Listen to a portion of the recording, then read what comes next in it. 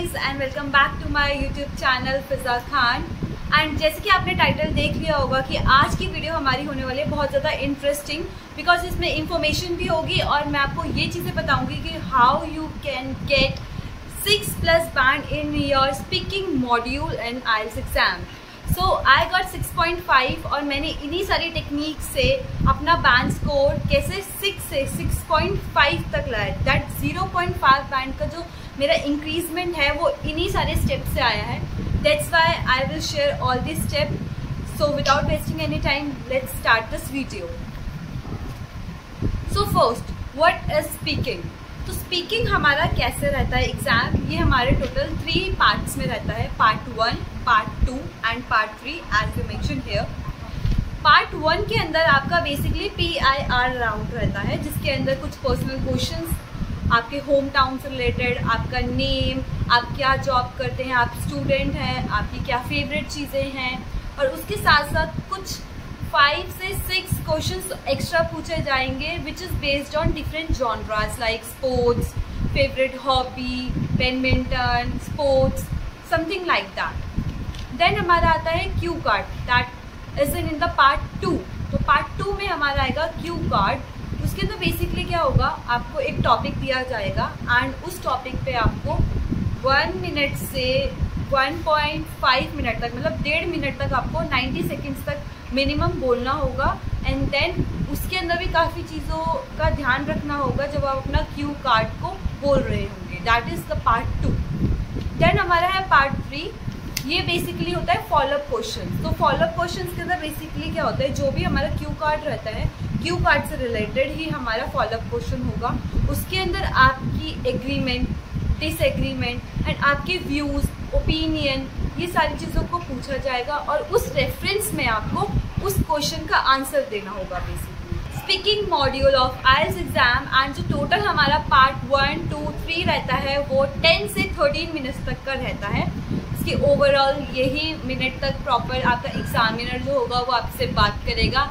Now let's move to the another 6 points which help you to get 6+ band in your speaking module. So the first point, confidence.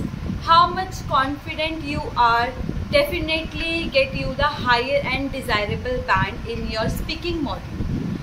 Confidence के अंदर हमारा आता है first to speak loudly and clearly. आपको बहुत ज़्यादा clear बोलना है और बहुत ज़्यादा लाउड बोलना है। उसके साथ साथ eye contact with the examiner is very mandatory and important, जिससे कि उसको लगेगा कि आपके पास वो कॉन्फिडेंस है कि आप सामने किसी से भी बात कर सकते हैं। एंड अगर आप फॉरेन के अंदर भी जाते हैं, अब्रॉड के अंदर जाते हैं, तो कोई भी आपको एक रैंडम पर्सन मिलेगा तो आप बेसिकली उससे बात कर सकेंगे। तो दैट इज़ द कॉन्फिडेंस, वो कॉन्फिडेंस देखेंगे आपके अंदर। देन आपका जेस्चर, लाइक आप किस तरह से बैठे हुए हो, किस तरह से अपने हैंड्स की मूवमेंट कर रहे हो, this is also very important. और आपका जेस्चर बहुत ज़्यादा पोलाइट और बहुत ज़्यादा सिंपल होना चाहिए, जिससे लगे कि that you are a student और एक प्रोफेशनल कन्वर्सेशन हो with the examiner. Second point, greeting. Like you have to greet the examiner like according to the time phrase, good evening, good morning और good afternoon आपको greet करना है। That is the part of your manners. Third point, grammar accuracy. This is one of the most fundamental point where you can get 6 और even 7 band in your speaking module. Like आपके जो tenses होंगे वो एकदम accurate होने चाहिए। आप correct structure, correct tense का यूज़ करें, वो बहुत ज़्यादा इम्पॉर्टेंट है। फॉर एग्जाम्पल, अगर एग्जामिनर आपसे प्रेजेंट इंडेफिनेट के अंदर क्वेश्चन को आस्क कर रहा है तो you have to give the answer in the same structure, in a same tense. ये है grammar accuracy. Fourth point, vocabulary. आप अपने ओवरऑल स्पीकिंग मॉड्यूल के टेस्ट में कितनी अच्छी वर्ड्स और कितनी अच्छी वोकैबुलरी का यूज़ करते हैं, दैट इज़ वेरी इंपॉर्टेंट।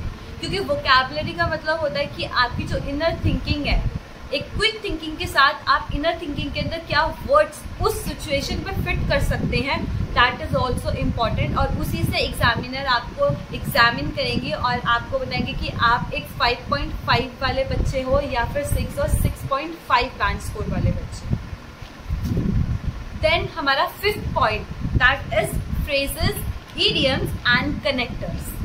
आप अपने ओवरऑल टेस्ट के अंदर अगर proper idioms, phrases and connectors use करते हैं, फॉर एग्जाम्पल फ्रेजेस का मैं एग्जाम्पल दे सकती हूँ like cherry on the cake, piece of the cake, ice breaker, there are two faces of each coin. These are some of the idioms that you can use. If I talk about the phrases, तो phrases आप use कर सकते. If you asked me, I would say, well, I am fond of, I am passionate about, I am really into that particular movie or in the sports. You can use these type of phrases when you answer your question. या फिर yes, well, it's a very interesting question. I like this question very well. Like अगर आप कोई question का answer नहीं दे पा रहे हैं, then you have to just speak, well, I have not really thought about this particular topic at the moment, but I would like to add some of the views. Like आपके जो ideas हैं वो इस phrases के अगर बाद भी आएंगे, that is very good, और आपको सोचने का भी टाइम मिलेगा. That's very important that you have to add the phrases in the front of your sentences of the answer. Then we have the connectors. Furthermore, on the contrary, on the other hand, in addition to, these are some of the connectors जो आपको use करना है. Apart from that, because, or, and, yet, nevertheless, these are also the very high level of connectors that you can use. और इन connectors के वजह से this is not the basic connector, this is the advanced connectors.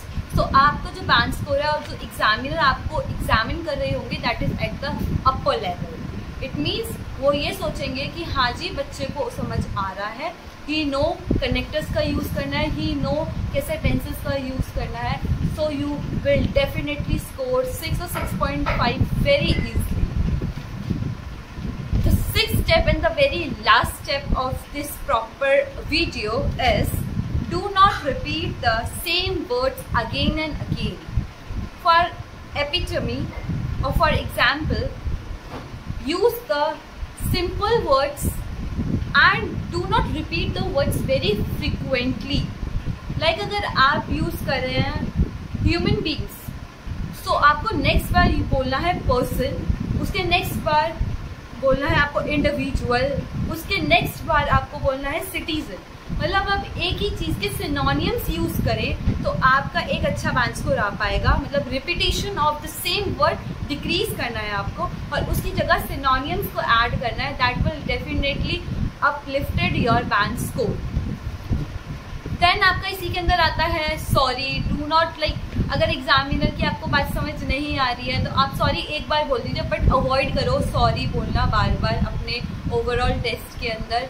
और self correction भी कम से कम हो, that will be very well and good for you, क्योंकि उससे आपके बैंड स्कोर के अंदर फर्क पड़ता है. And overall this is all about the tenses, vocabulary, how you can speak, how quick you give the response to the examiner after they asked a question to you.